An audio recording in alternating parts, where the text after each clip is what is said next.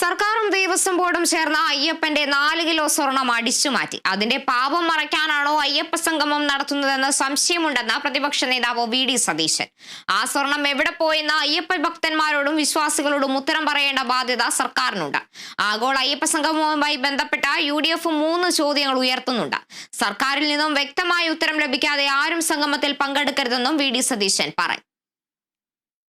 ശബരിമലയിലെ ദ്വാരപാലക ശില്പം, സ്വർണം പൂശിയ ശില്പം നന്നാക്കാൻ ചെന്നൈയിൽ കൊണ്ടുവന്ന് തിരിച്ചു വന്നപ്പോൾ 4 കിലോ സ്വർണമാണ് നഷ്ടപ്പെട്ടത് എന്ന് ഹൈക്കോടതി തന്നെ പറഞ്ഞിരിക്കുക. 4 കിലോ സ്വർണം ഹൈക്കോടതി അറിയാം. സർക്കാരിലെ ചിലരും ദേവസ്വം ബോർഡിലെ ചേർന്നിട്ടാണ് അയ്യപ്പന്റെ 4 കിലോ സ്വർണം കൊള്ളച്ചിരിക്കുന്നത്. ഇതാണ് നാളെ അയ്യപ്പ സംഗമം നടത്താൻ പോകുന്നത്. ഈ അയ്യപ്പ സംഗമം നടത്തുന്നതിന് മുമ്പ് ഈ സ്വർണം എന്ന് ഉത്തരവാദിത്തപ്പെട്ട ആളുകളോടും കേരളത്തിലെ വിശ്വാസികളോടും പറയേണ്ട ബാധ്യതയുണ്ട്. ഞെട്ടിപ്പിക്കുന്ന വെളിപ്പെടുത്തലാണ്. അയ്യപ്പന്റെ സ്വർണം അടിച്ചുമാറ്റിയ ആളുകളാണ് സർക്കാരിലും ദേവസ്വം ബോർഡിലും ഇരിക്കുന്നത്.